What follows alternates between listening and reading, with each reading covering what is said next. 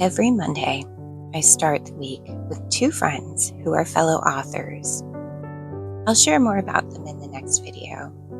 We spend an hour co-working, and afterwards, we talk about what came up while writing, our weekly goals, and sometimes just life. A few weeks ago, we were chatting on the topic of our younger selves. My friends spoke of their strong senses of self at 18 and how maybe they could reconnect with them.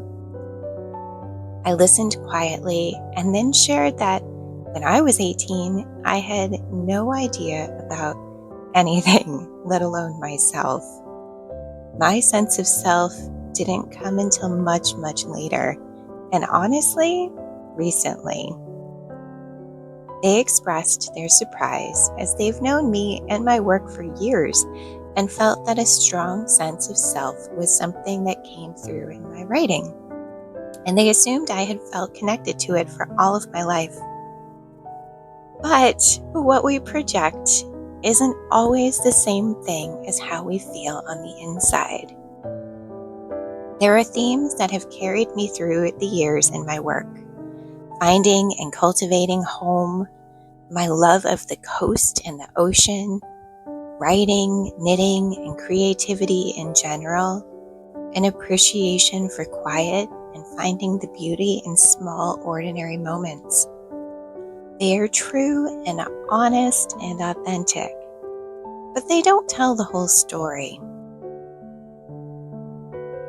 The whole story involves trying on different people's likes, whims, opinions, styles, and dreams for size, seeking out a sense of belonging through them and feeling like a fraud, waiting for someone to find me out. The whole story involves abandoning myself at different points in life, not taking the time to know who I was at my core. The whole story involves feeling lost, looking for someone to tell me how to do life, asking anyone except myself what next step to take and who I should be.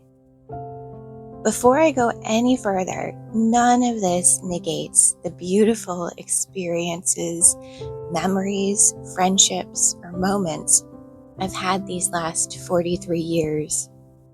This isn't to downplay the things I've done or the women I've been. Even during the times I felt most lost and disconnected, there were guiding star moments and kindred connections, beautiful days spent with my children, and so much love and happiness. When I met my husband, he was the first guy I had met who was wholly himself in a way I admired, and he has always encouraged me to be true to myself. He's been there through it all and continues to be my North Star. Looking back, there are a few points where I came close to having a true sense of self. One was a semester of high school during a particular creative writing class.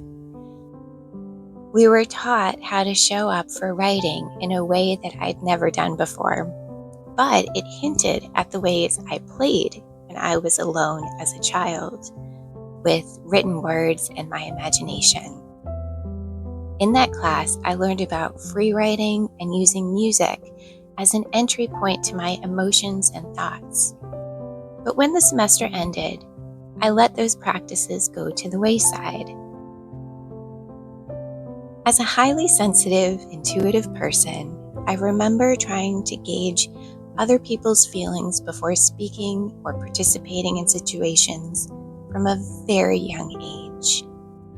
We all take others into account, but some of us go beyond what is normal.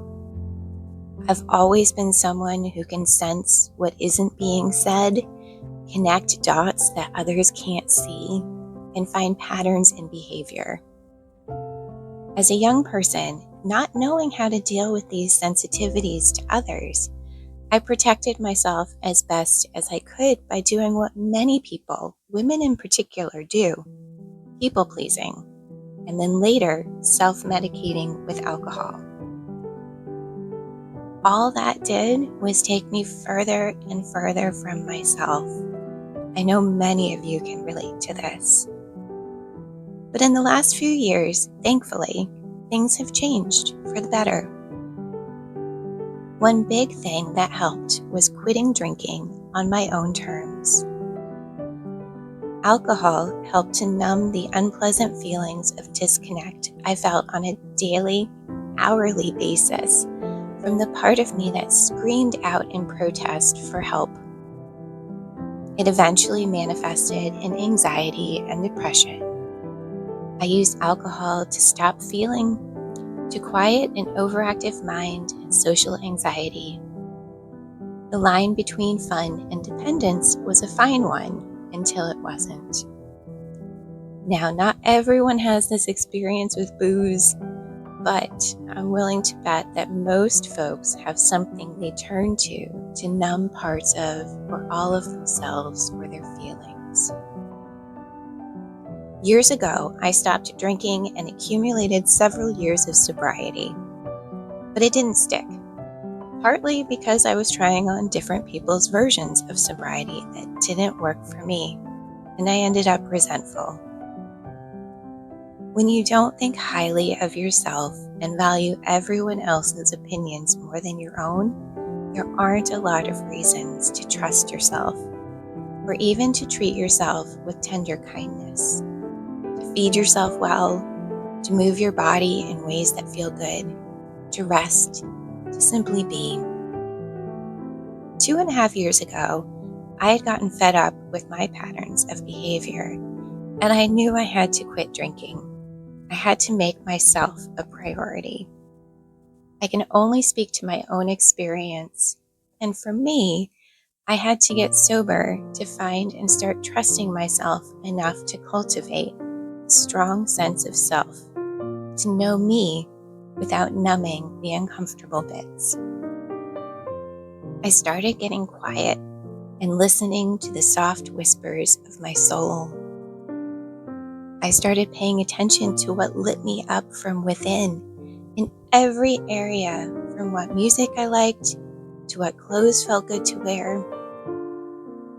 I started following delight and at the same time embraced whimsy within my home. And I started taking time to answer other people's questions so that I could listen to my gut reactions instead of quickly reacting and saying what I thought they wanted to hear.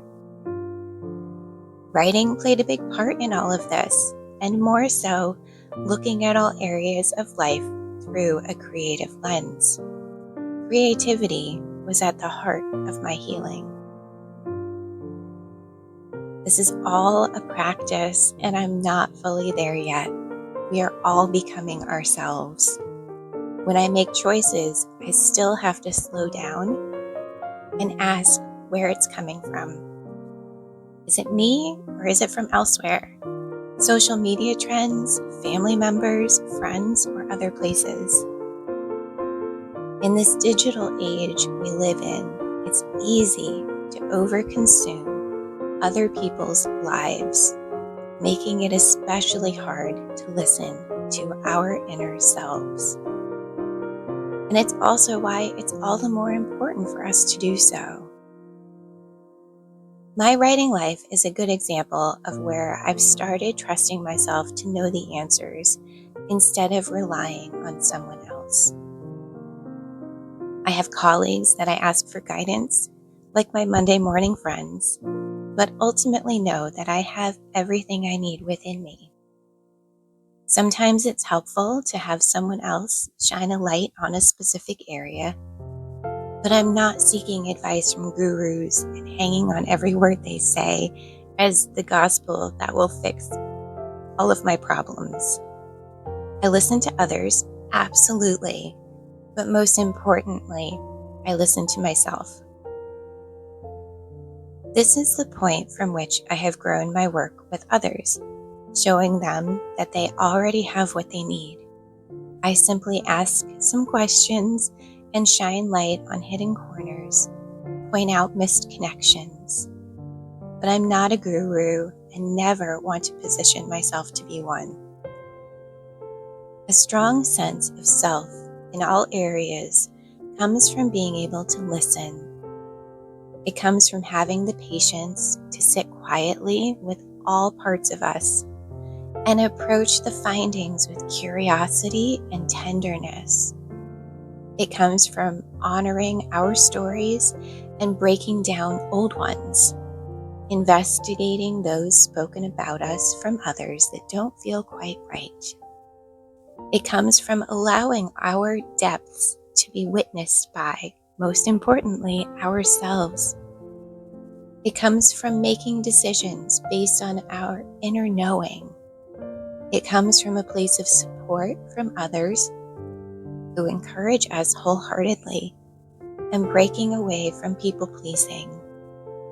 It comes from knowing that in our search for belonging, we most importantly belong first and forever to ourselves. If this resonates, I'd love to hear from you. Leave a comment or get in touch in another of the many ways we can connect. Until next time, be well, friends. Thanks so much for being here with me.